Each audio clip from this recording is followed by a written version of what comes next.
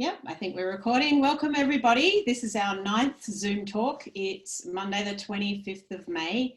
I'm very excited that we've got Dan here from the Centre for Future Work to talk to us about the potential of green manufacturing in Australia, which is a really timely topic and has generated a lot of interest. So thank you, Dan, for coming. Really happy to have you tonight. I'd like to, before we start, I'd like to acknowledge that we're meeting and working tonight on the land.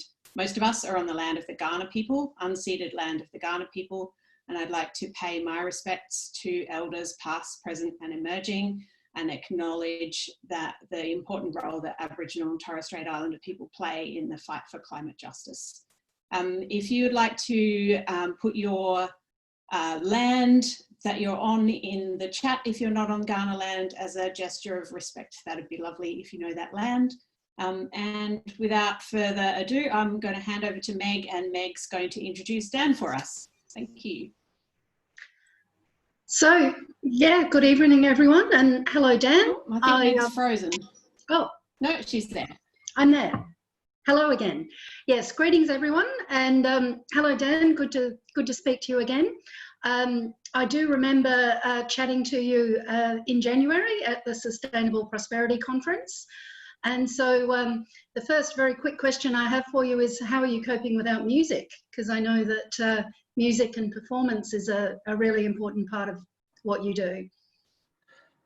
Yeah, indeed, the arts have been hit very hard by COVID-19, particularly hard. Especially given the working circumstances of most people who make their living from arts and music. So I'm one of those folks who has a day job as well. So I've been insulated from it in an income respect, but nonetheless, I certainly miss being out there and being with my friends who play in bands and playing shows together, and yeah. Spiritually, something is missing. Yeah, and I also had the pleasure of hearing the talk that you did for the Australia Institute very recently, where you and Ross Garno were talking about hopefully more about what we're going to hear about tonight, about the potential for green manufacturing jobs. So I'm very much looking forward to hearing more about that. And also I think it's particularly important for this group, which is verily called either the Just Transition Action Group or the Sustainable Prosperity Action Group. So we're very interested in the just transition part of that. So people who are currently making their living out of fossil fuel industries, what's the future looking like for them? But that's enough from me. I think we should hear from you. Thank you, Dan. Thank you for the introduction. That's very kind of you and kind of all of you to have me here tonight. Very generous to offer me a speaking slot. Yeah, so I recently released a report for the Centre for Future Work at the Australia Institute called Powering Onwards, which is about opportunities for green manufacturing in Australia. And so I'd just like to present a few slides about that and have a discussion. And this is a more luxurious format actually than the launch was, where it was made very clear to me that I needed to have my presentation wrapped in 10 minutes, whereas this time around we'll be able to have a little bit more of a fulsome back and forth. So let me try and bring my slides up and I'll see how we go.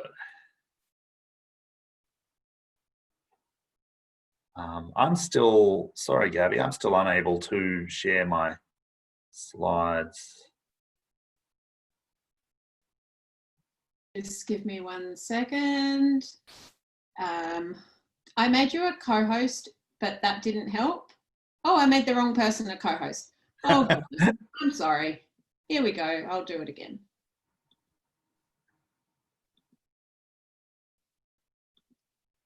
How's that? My apologies, everybody. Brilliant, thank you. Excellent, excellent.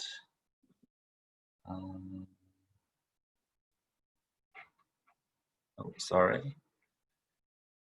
Do you just have the slides on your screen as opposed to the slides and the notes? We have the notes. Oh, You have the no, notes just the slides now. Just the slides. Yeah. Okay, excellent. Great.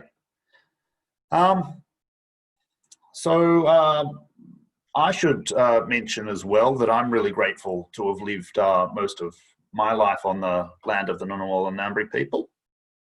And for countless generations, they've sustained and preserved this land, and it's sustained and preserved them. And I'd like to pay my respects to their elders, past, present, and emerging. And I'd also like to acknowledge that sovereignty was never ceded. So just a quick bit about me. I'm an economist with the Centre for Future Work. I've been with them about 6 months. I'm also a committed unionist, and I'm sympathetic to modern monetary theory and various strands of ecological economics. And tonight I want to talk about how I hope we can reconcile Australia's economic and social development with the contribution that we need to make to protecting the planet. So that report that I mentioned, Powering Onwards, is available from the Centre for Future Work's website, which is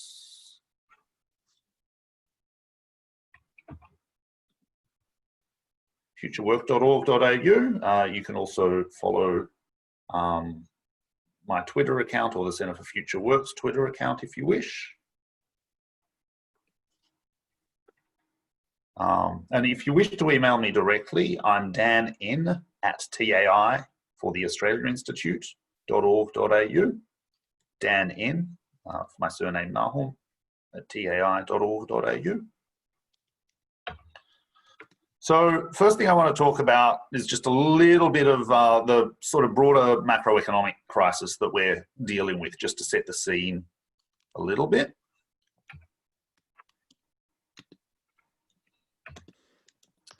So this is just a little map of the 1990 recession. It looks fairly innocuous, but of course, as people will recall, we had unemployment rates of 10% more, and it was it certainly didn't feel innocuous. Whereas this time around, it looks a lot worse, and obviously, I think the governments have learned a lot from their response to 1990, and also from the global financial crisis. But the prevailing economic circumstances are much more, shall we say, intense. So my boss, Jim Stanford, at the Centre for Future Work, he's the director, he estimates the true meaningful unemployment figure as we speak at more like 20% than the officially published 6.2%. When you look at people dropping out of the labour force, so they're not measured as unemployed because they're not looking for work, or they're officially employed but they're not actually doing an hour of work, so normally they wouldn't count as employed, but that's a statistical artifact made possible by the JobKeeper payment, and also the reduction in hours amongst those who are employed. So if you kind of consider the number of jobs that have disappeared in pieces from the economy, if you like. And of course, the likelihood and severity of a recession is greatly increased by the fact that on Friday the government admitted that somehow they'd neglected to spend $60 billion of the $130 billion budgeted for JobKeeper into the economy. It was quite something to watch them try to spin that as good news.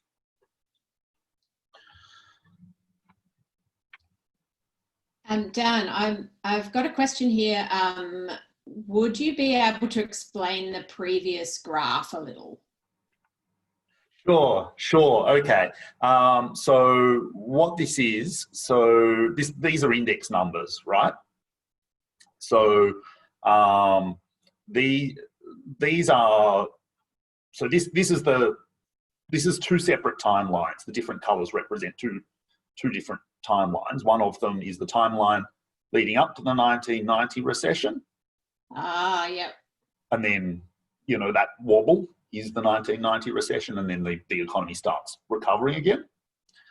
And then for 2020, we were really kind of, growth wasn't great, but it was growth.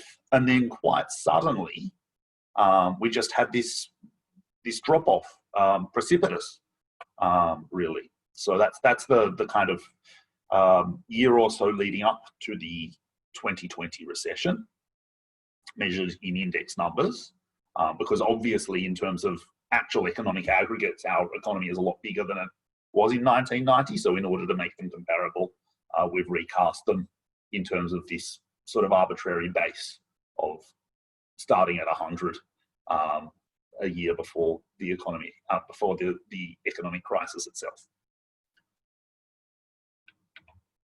Thank you. I think that makes sense. But post questions if you want to, and we can add them in as we go along. Yeah, happy to answer them as we go. And also, I gather that we've got an opportunity for Q&A at the end as well. But certainly, if there's usually about half and half, if that's okay. But yeah, right. Yeah. But certainly, if there's anything that I'm presenting that's not easily understandable or clear, then I'm sure other people have the same question that you do, so please pipe up. So this is I hesitate to say a projection because, or an estimate, because these things are so unscientific, but nonetheless, this is the OECD trying to estimate what various countries, what will happen to the economies of various countries during COVID. So the economies that are going to take a worse hit than us are more services oriented.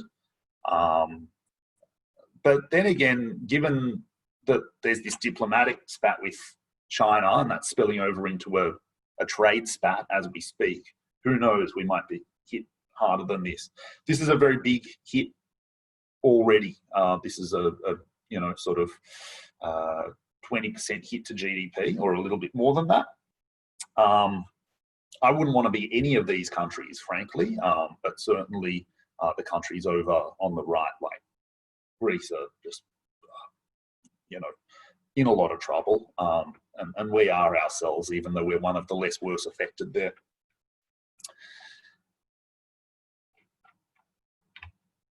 So what we're proposing at the Centre for Future Work is that we need something that looks like a post-war rebuilding exercise. We're arguing that the economy that recovers from COVID-19 won't look the same as the one that went into the pandemic, and that's a challenge and an opportunity. So, you know, the Curtin government was thinking about what would happen to the economy after the war in 1942. So, I mean, obviously, we hope that we'll be out of the COVID crisis, the health crisis, much sooner than the space between 1942 and the end of World War II. But nonetheless, it just shows the amount of central planning and government planning that was going into their analysis. And we want to think similarly this time around. So what would that Marshall Plan look like?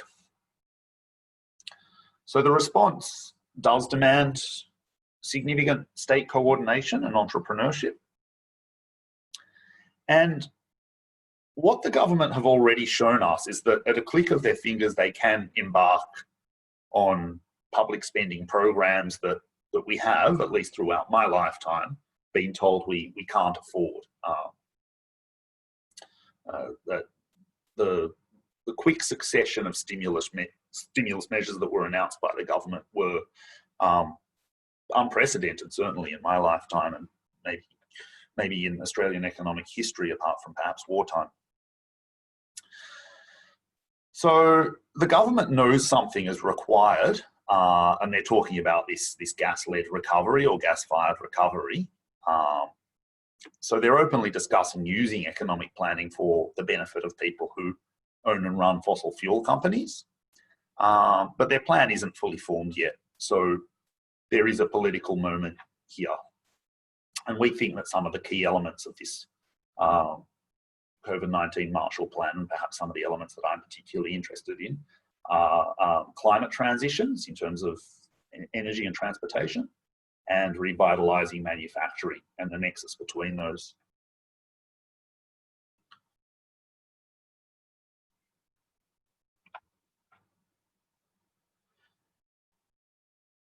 So something that I think the left sometimes has a bit of trouble acknowledging, or is not comfortable with acknowledging, is that industry transitions are a normal feature of economic history, and they're especially likely in crises.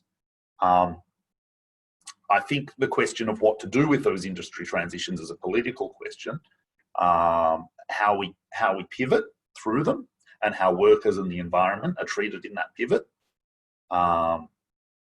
And I think the strength and involvement of unions is a crucial part of how that decision or those decisions unfold. So I think the question for everyone in the broader Australian polity is, and stop me if you've heard this before, but looking at the real resources Australia has available to it, which include an unmatched abundance of renewable resources, sun, wind, landmass, geothermal, coastline, and these enormous mineral endowments that we've been shipping off raw for the longest time, and also a lot of underutilised labour, even more than usual, much more than usual. How do we want to provision our society going forward? What's our vision? That's, after all, what an economy is for, provisioning a society. So anyone who tells you that it's the other way around, tell them to get off your lawn. So what I hope we'll succeed in doing, and you have to be an optimist in my line of work, is that we'll be able to tie industrial policy to renewable energy policy to a policy of full employment. Notwithstanding my optimism, I have to confess that the opacity of the National COVID Coordination Commission, with its membership drawn from the fossil fuel industry, doesn't reinforce that hope.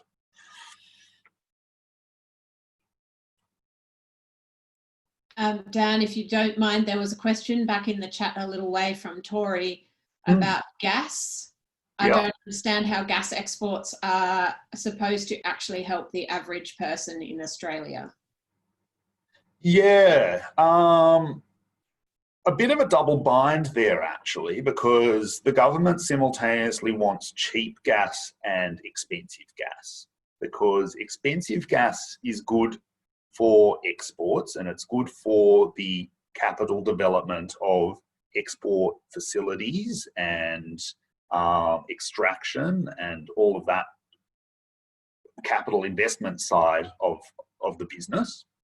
But then on the other hand, the government's also saying the Australian domestic economy will stand back up off the back of cheap gas, which, if gas is cheap, then all of those incentives that I just talked about for the industry to invest in capital spending and so on, they're out the window. So we can either have more gas but expensive, probably oriented towards export markets, or less gas, cheaper, but then because there's less of it, then it might be pushed back towards being expensive again. So I don't know. I mean, I think it's a fairly self-serving line from the NCCC. You know, you appoint gas executives to a body like this, of course, they're going to look out for the gas industry. So, yeah, that would be my take on that. I'm not seeing anything particularly enlightened about about the perspective of the NCCC at this stage, I have to confess. Well, I think that is a general view amongst this group. I don't think you'd have any dissent. Yeah, I mean, sometimes you wonder with this stuff, like, are they playing 3D chess or are they really this stupid? But I think in this case, it's just like, it's just not very clever. But yeah, yeah. Oh, there I am being salty.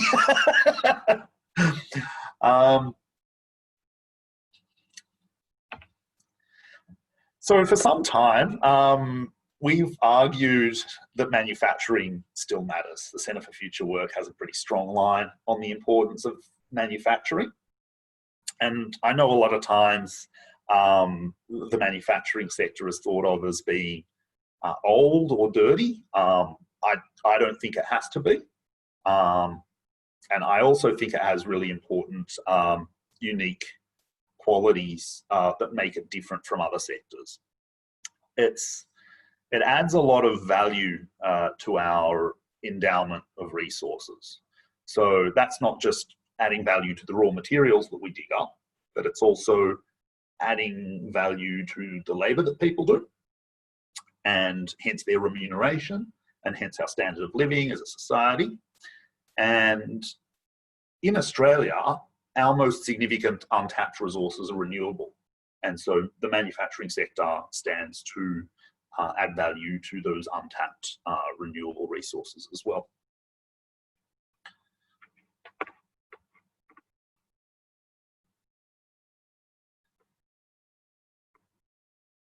So we're kind of starting to delve now into the renewables side.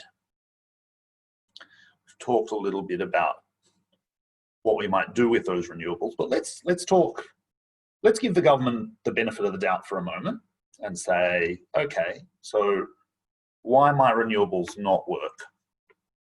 And they're all arguments that you've heard before.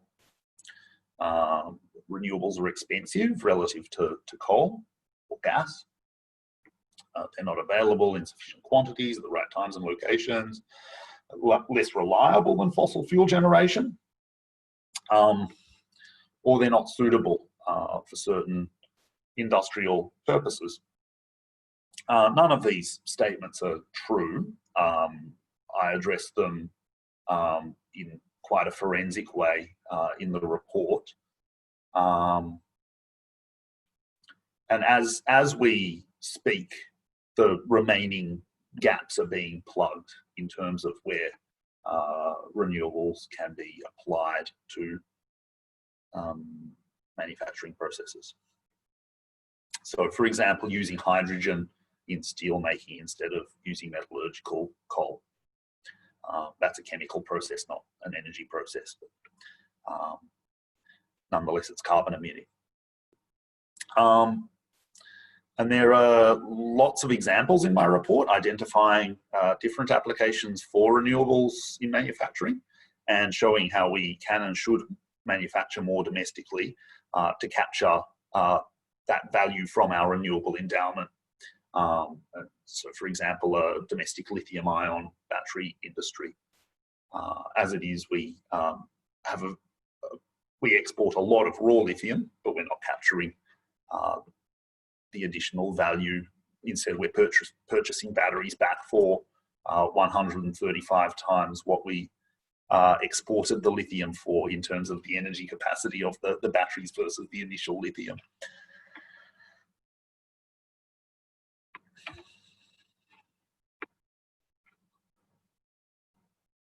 Okay, so this is kind of where the rubber hits the road in terms of the economic analysis. So CSIRO puts out a publication called GenCost, which compares the levelized cost of electricity across different sources. And what levelized cost means is that it takes into account both the capital or installation costs, as well as the marginal or running costs of these different electricity sources. So you'll note that the cost of renewable electricity is already less than the cost of newly installed gas, which puts paid to that claim of it being a transition fuel.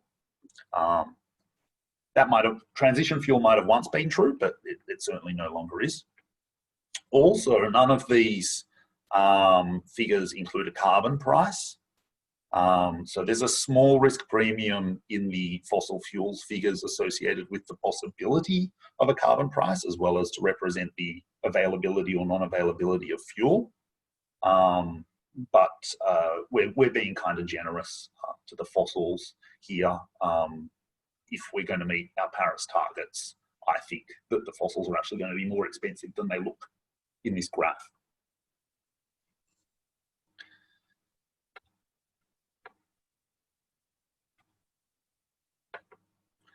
So if you use the levelized cost of electricity in our current energy mix as a basis, and then do a hypothetical where we replace our current energy mix with renewables rather than simply replacing them like for like,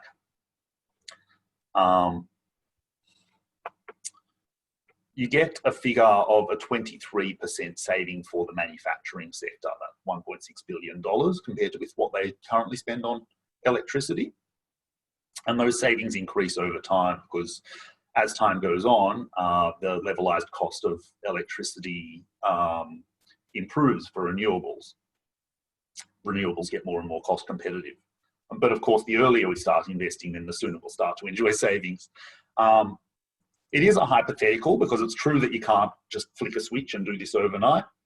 But what the model is about is, given that we're in this situation where we're going to need to do a whole lot of capital investment anyway, and this was true even before COVID because a whole lot of those old generators were coming to the end of their useful lives anyway, what sort of investment should we be undertaking? So it's not a far-fetched assumption to think that we should be replacing these old fossil generators anymore. You can actually look at the AMO's reports, and it kind of gives you a list of what needs to be retired when. And it's just amazing. Like every year, there's a bunch of fossil fuel assets that need to be retired, or what are scheduled to be retired. So I used quite conservative assumptions, decidedly conservative assumptions, to reach this 23% figure. Nonetheless, this includes pumped hydro storage. It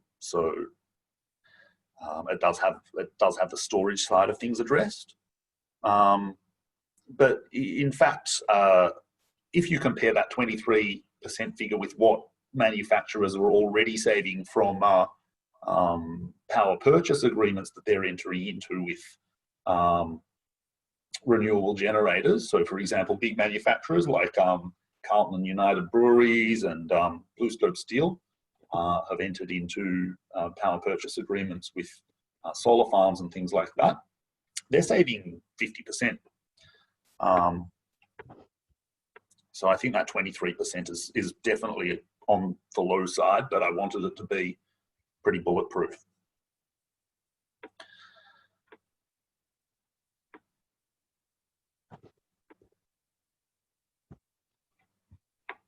So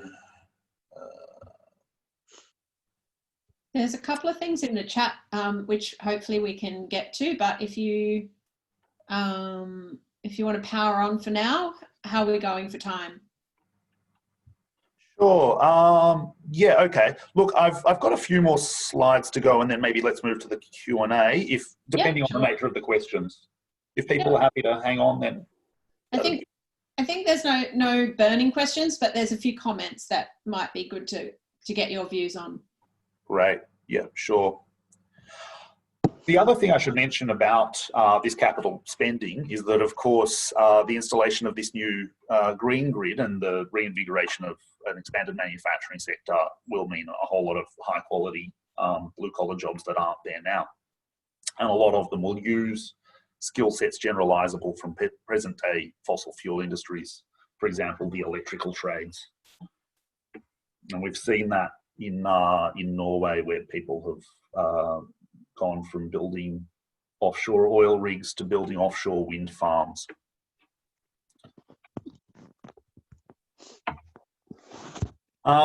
So this is just kind of on the political side a little bit. So this just really shows how well-disposed people are to manufacturing, to renewables as an energy source, and the development of new industries and jobs powered by renewables.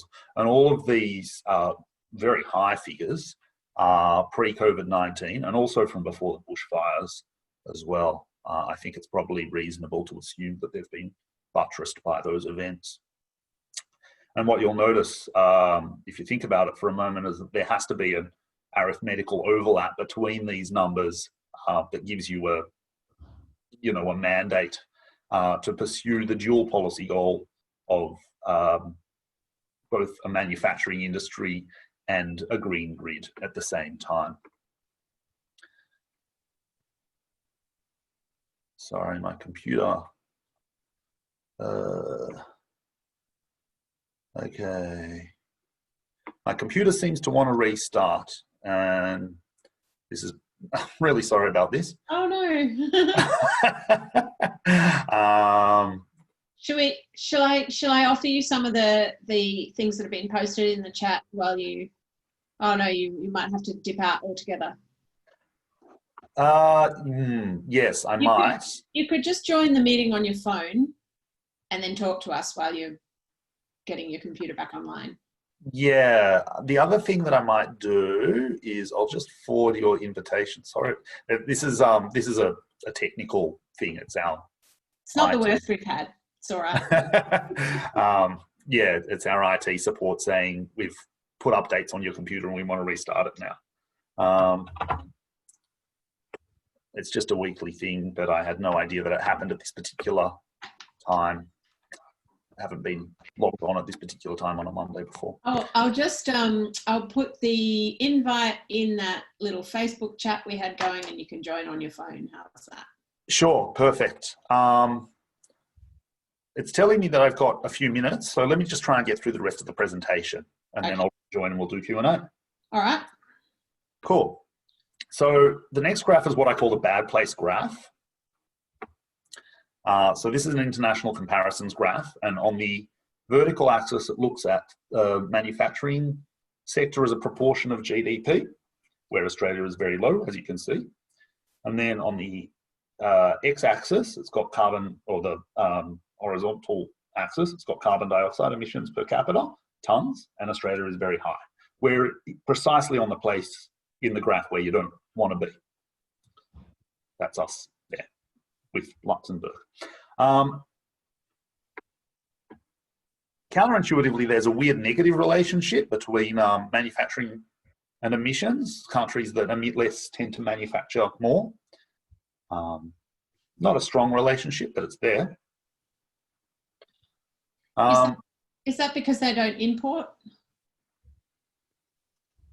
Or is that, sorry, no, that was... I haven't really thought about it. I'm happy to think about that, but yeah, let's have a discussion about that perhaps.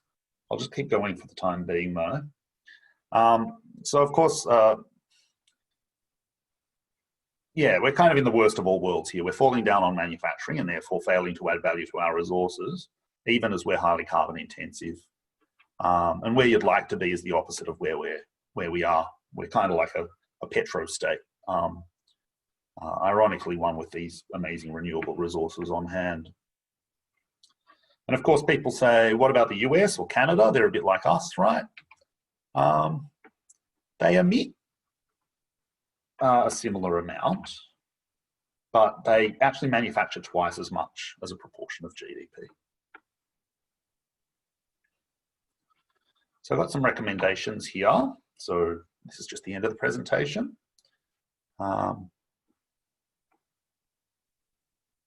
On recommendation 4, think green steel, aluminium and our lithium endowment. There are more examples in the report.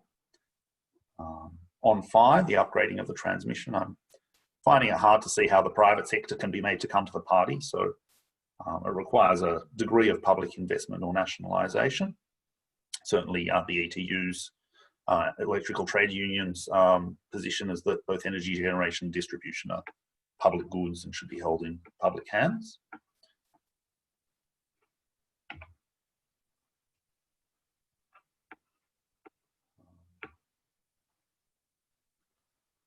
These recommendations are all in my report as well, in quite a lot more detail. So it's probably a good place if you want to sort of have a closer look at them. On 6 and 7 here, if we're talking about redesigning the way we provision our society, it makes no sense to fall back into patterns of exploitative social relations. So that's why they're there. ADA's recommendation for investors rather than for government.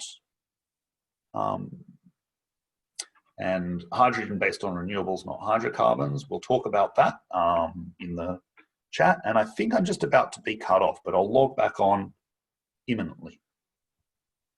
Thank you. Thank you, Dan. We'll see you in a minute. So I'll just go back through the chat and pull out a few things. There was something around, Tim posted, and I think John also posted earlier about something around the value of manufacturing that's more than economic. So something about mental health and other benefits of being able to provide those jobs for people. If people want to scroll back through the chat as well and just give me a heads up on any burning questions or comments that you'd like Dan to address.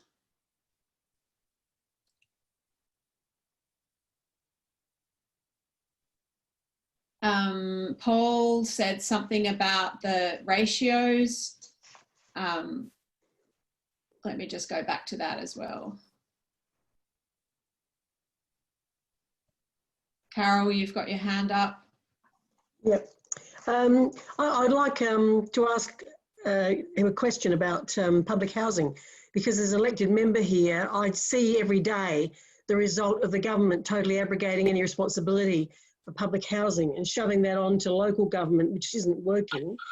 So we've got very little public housing. The people who are living in the affordable housing are not the people who should be. They are renters who are with mum and dad investors as landlords, and who can't afford to do the necessary maintenance and repairs on the houses. So the people who should be in those houses are falling through the cracks very badly. So okay, Carol, yeah, it's a good question. I'm not sure if Dan's the one to ask it of. Well, it's just that it's more into the manufacturing side rather than housing, but we can. Gabby, probably one of the points where it does feed into is that investment in housing produces local jobs. One, it's manufacturing, so you've got a really good multiplier effect. But secondly, most components that are used to build new housing are made locally. So it generates local jobs. Yeah. And, you know, and Carol's right, South Australia used to have a proud tradition of a high, you know, much prouder tradition. I worked for the Housing Trust for many years, so I'm a whisker biased perhaps. But, you know, at one point in 1992, 12% of our total housing stock was public housing. Yeah. It's declined actually markedly, but what it meant was that, and we also had a Housing Improvement Act to make sure that there were minimum standards of amenity and rent control within the private sector. And it meant with a high level of investment in public housing for Australia, not relative to Europe, but for Australia, people had a choice. So if they were getting exploited by private sector landlords, they could go to public renter. Dan is back now. Sorry, there's a lot of people trying to talk at once. Ian Carmen has put up his hand via the chat. Shall we throw to him? And then we'll have a bit of a speaking order. Ian, are you there? Yes. I'm just throwing in the concept of RACs needing to rebuild our TAFE to cover both the areas of healthcare, aged care, IT and manufacturing, so that we've got a base for the new manufacturing.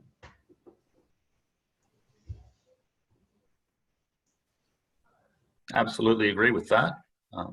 Well, yes, definitely. The way that vocational education has been treated in this country is appalling, but also nonsensical.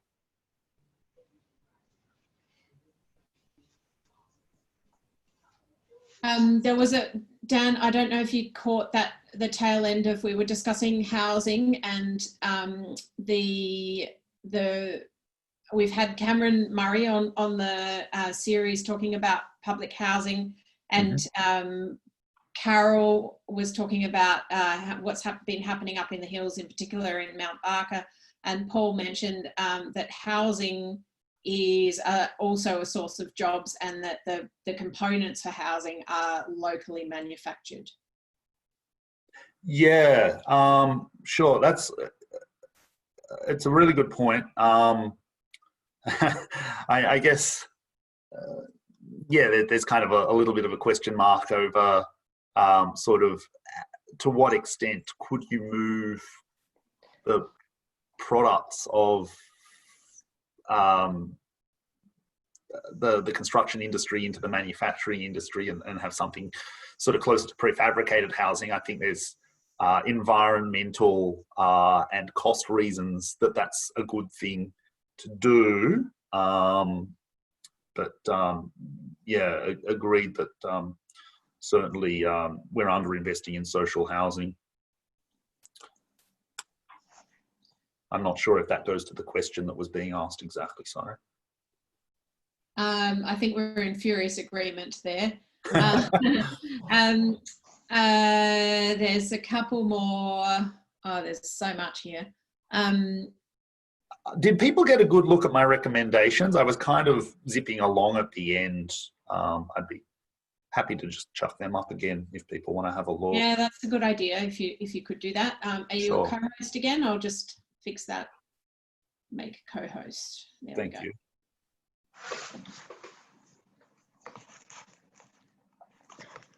There's quite a lot of questions about green manufacturing as providing more than money.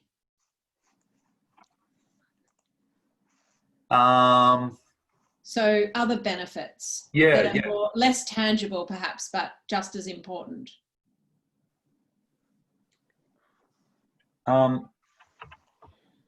Yeah, so what do people have in mind when they say that?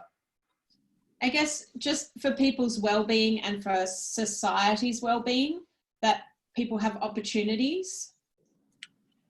Yeah, I mean, I think so. I mean, certainly manufacturing is a lot more employment intensive than the work that we're doing at the moment, or the work that we're not doing at the moment, because it's, we're essentially shipping off, we're acting like a quarry. So certainly, I think it would be healthier for us societally to have a more work-intensive economy. But also, yeah, I mean, I guess the sense of having made something or achieved something, it's not a bullshit job, if I can put it that way. If you'll excuse the language, I mean, there's just a lot of jobs that I think we do in our current society where we're not exactly sure what our contribution to the well-being of society is. Whereas if we're creating something that we ourselves would want to use, yeah, that's a good feeling. I mean, I'm sure people have experienced that feeling when they've done some woodworking or metalworking for their own purposes. Yeah, absolutely. Can I just say that there was a story about a little factory in Frome in Somerset, and it was just a little place that they made fuse wire, and it was mostly women that worked there, and they weren't terribly well paid, but it was a job, and they were able to talk to each other, and it was a social life, it was an environment. And when you know, international trade came about, the Chinese bought the factory and they came over and dismantled it and took it back to China. And suddenly there was all these people that were working there standing around saying, well, you know, so much for that. And what you were saying a little while ago about, you know, you can talk about what you've made for the day. There's a friend of mine's son who has been in the building industry for many years and was very well paid. He was in a high profile position, earning $300,000 or $400,000 a year. And he got sick of it because they changed the management. So he went and he left and had trouble getting a job. And now he's got a job working. He's getting paid $25,000 a year, which he struggles on.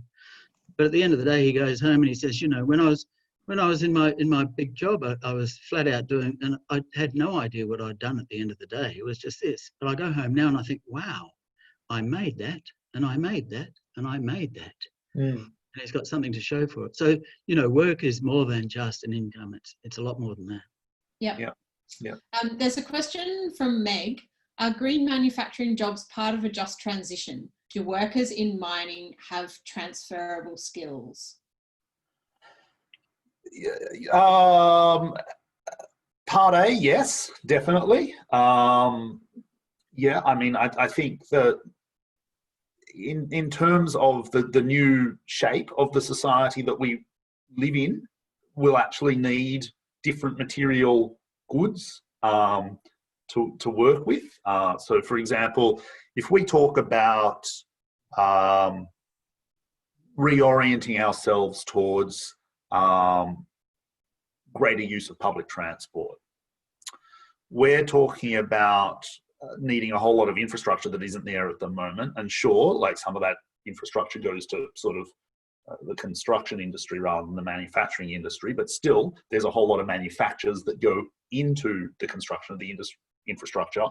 But then you need a whole lot of rolling stock. And so there's a question there about, okay, so do you go overseas and just look for the cheapest available rolling stock? Or do you say, well, it would be really good if we had that skills base in Australia, if we had those jobs in Australia, if we thought about all of the social benefits that came out of cultivating that industry in Australia, you know, decent jobs, job security, really, I guess, worthwhile social outcomes associated with. Well, you're getting more than just the rolling stock if you have the manufacturing in Australia, and so that's part of the story. With, you know, this is kind of like a just an example of what part of a just transition might look like, or a green transition. On the second part, the generalizability of skills, during the presentation I mentioned people in the electrical trades moving from the Norwegian oil industry to the Norwegian offshore wind industry. And I mean, I like that example because it's a fairly seamless one. But there are examples of managed transitions that have gone well as well, that have been less obviously seamless, but have been managed in a tripartite way. So that's governments and businesses and unions. And the classic example of that is the end of coal mining in North Rhine-Westphalia in Germany, where not a single, there were no involuntary redundancies at all. So there were some people who chose to retire and were paid out well for taking that option. But then there were other people who retrained, and their retraining was paid for by businesses and government. And basically workers were involved in the process of designing their new jobs and their new industries. And of course, as we know, Germany has an existing manufacturing base for them to get a full foothold into. So that's, I guess, another reason that we'd want to build the manufacturing sector here as well, as a source of high quality jobs for workers transitioning out of other industries that are winding up. Manufacturers aren't going to go anywhere. Coal mining certainly is. Yeah, Dan, there's a follow-up question to that, and it was proposed by Paul Willey in the chat. I mean, I know you were there at the conference in January and possibly heard unionists say, well, yes, there's jobs in renewables, but they're low paid and, you know, not very attractive. How do you sort of counter that argument? I know you have in some of the discussion that you just indicated, but Yeah. why is that such a widespread and deeply held viewpoint? I think that's a really blinkered way of approaching the question. And the reason I say that is because you're assuming that basically what you're saying is that the coal industry will wind up and there'll be a wind industry in its place, and that will be that. I'm thinking much more broadly. I'm saying, okay, we know the coal industry is going to wind up. I mean, you know, the CFMEU agrees that over a period of time, the coal industry is winding up. So coal is winding up. Oh, sorry, there's a lot of background. I'm just going to mute a few people because there's something coming through. Sure. Is that better? Yeah, go. Yep. Sorry. But what I'm trying to say is that green jobs are not necessarily jobs making wind turbines or installing solar panels. Green jobs are any jobs that can be powered by a green infrastructure. So steel making or, you know, aluminium refining or, you know, casting high quality parts to go into whatever. I think there's just a very broad range of things that we can do using our renewable endowment, which we can do extremely cost competitively because of that renewable endowment, that don't necessarily look like green jobs when you're standing there at the production line, but in fact turn out to be because of the way that the energy inputs are generated.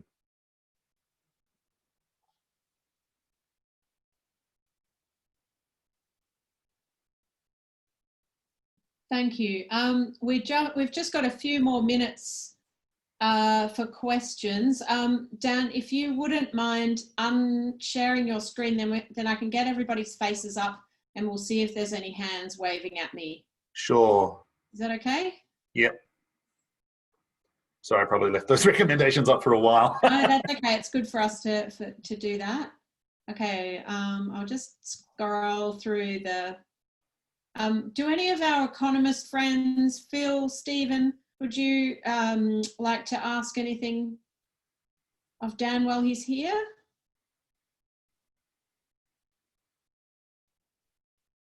I think Stephen might be talking, but on mute maybe? Well, I thought I'd give Phil a chance on this occasion, since it's about, people have heard too much from me down the week, really. Yeah, I'm not sort of one who believes in blueprints for economies. I sort of feel that you set the conditions, ensure that you use resources sustainably and so forth. Yeah,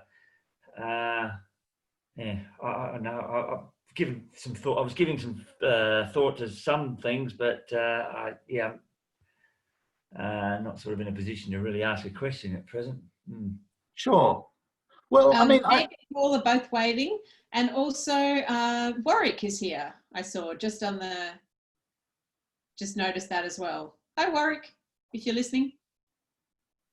All right. Happy to let Paul go first. Yep. Paul, take it away. Thanks. Dan, just your thoughts on industry clusters. I mean, when we had a car manufacturing industry, that generally precipitated or spawned heavy engineering, which then in South Australia produced white goods, etc. And those things, you know, kind of formed industry clusters. What's your thinking about how we would do, you know, develop industry clusters in a green manufacturing, you know, renewables construct? yeah. Look, this actually kind of pertains to what Phil was saying a moment ago, in that there's kind of this big grey area between sort of planned economies on the one side and laissez-faire economies on the other, which are, you've kind of got this space in between where, yes, you put a bunch of settings in place, policy settings, regulatory settings, settings around sort of environmental incentives like carbon taxes and things like that. And the combination of those settings pushes industry to behave in certain ways. And certainly a policy of encouraging clusters, even firms that are in competition with each other all seem to benefit from the sort of shared knowledge and shared ecosystem of these sorts of clusters. So definitely it's something that I'd like to see a more deliberate strategy for from the government. I guess I wasn't really talking about that we should have a laissez-faire type of approach. I guess I'm one of those who always worries that you could end up producing stuff that people don't necessarily need or desire, and then try and find ways to encourage people, persuade people to purchase those goods. I guess, I mean, I've always said that, you know, a strong economy has strength in the primary, secondary and the tertiary sectors, and a lot of Western economies have lost their strength in the secondary sector. Australia's sort of been fortunate in a way that we still have a primary sector, but that's only because we've been fortunate enough to have lots of resources which we tend to squander. Yes. But I think it has to be recognised that if we were to build up our manufacturing sector, we would have to be prepared in many ways to pay a lot more for the goods and services that we consume, which would then mean that we would have to put an emphasis on the quality of what we produce rather than the quantity of what we produce. Because one of the reasons why a lot of you know, manufacturing in Australia became sort of internationally uncompetitive wasn't so much that we weren't very efficient at producing the stuff, although there was a scale factor there. It's just that you know, wages in Australia are so much higher than the rest of the world. Well, we shouldn't have to sacrifice our wages to have a competitive manufacturing sector. Yeah, look, I don't completely agree with that analysis. I mean, I think if you look at certain rich country examples, they manufacture very successfully. Now, for a while, we did have a wildly overvalued Australian dollar due to the resources that you mentioned, the primary industry sector. But now that the Australian dollar is back at more sensible levels, I mean, I think that it's easy to draw comparisons between us and Germany or Sweden, you know, Japan, even Israel or Korea. I mean, these are not poor countries, and yet they manufacture successfully. So I think it's about smart industrial processes, and I also think that one of the things that, again, the left struggles with is automation.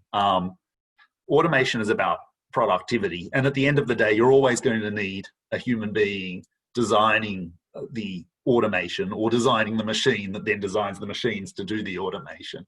So at some point in the process, you're going to need humans doing valuable work. So we're not too worried about increasing automation. In fact, we'd like to see greater capital investment by businesses. Yeah, I agree. I mean, I'm not someone who's greatly concerned about automation. Automation's been going on for about 250 years, but where automation can be a problem is, and has been a problem for countries like Australia, is the fact that, yes, automation leads to an increase in labour productivity, but real wages are not keeping up with the rise in labour productivity. So all the productivity gains are going to capital rather than to labour. That's where the problem lies. If it was going to labour, then we could reduce, as was the case right up into the 1980s, we'd be able to reduce the length of the working week, and we'd be able to share more employment. We've probably got to wrap it up in a minute because we've gone a little bit over time. But Dan, would you like to have the last word on this? I've noticed Stephen putting his hand up a couple of times, and so I'd be... Okay, all right, quickly. Okay, I was just going to make the point that I think it's important for Australia to have more of a manufacturing capacity than we do now, but not because I think there'll be many jobs in it. Donald Trump forced Apple to repatriate a manufacturing plant recently, and so they moved a manufacturing plant back to Texas. There are 6 people working in that plant. Manufacturing, I think, is going to be almost entirely automated, and inevitably more and more jobs are going to be service related and not manufacturing related. But I think we're the obvious place to do manufacturing because we're where all the renewable energy will be, and we're where all the resources are, and labour costs won't matter because there won't be any workers in manufacturing. But that's being a little bit extreme, I suppose, but that's the way the world seems to be going to me. Okay, hands are going up all over the place. We really are running out of time. I think I'll just throw back to Dan, and then we might go to our quick break. But before we do that, I've got 1 or 2 very, very short announcements. Sorry if you haven't had a chance to ask your question. Yeah, sorry, maybe I'll have to come back for a sequel. It's obviously a topic that is a real sort of rabbit hole in terms of the places that you can go with it, and people feel very passionately about it, understandably, because it connects very closely to people's sense of national purpose, and of course people's sense of what we need to do for the next era of our economic and environmental history. So I think it's hugely important. I think I didn't agree with everything that Stephen said just a moment ago regarding the manufacturing sector and the economic possibilities for it, but I certainly agree that Australia's endowment of renewable resources combined with its endowment of mineral resources means that we're in an extraordinary position to manufacture domestically, competitively, and both enjoy the fruits of those manufactures at home, as well as being able to export them. So, yeah. Meg suggested if you missed out on your question, type it into the chat and we'll do some follow-up. So please do that. I'm going to unmute everybody. I'd like to give Dan a round of applause. Thank you. Thank you so much for being our guest. Thank you. I'm just going to mute everybody now quickly. Please don't go away just yet. I've got a little invitation to people. If you haven't had a chance to vote for what you think our action group should be called, a lot of people have actually.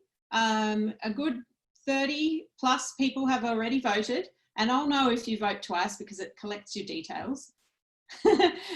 Please go online and vote, and I'm just going to quickly share the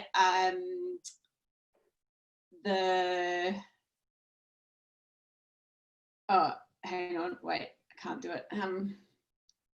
The results so far, and I'm going to stop the recording because we don't really need this bit. Thank you, Dan. I'll stop the recording there.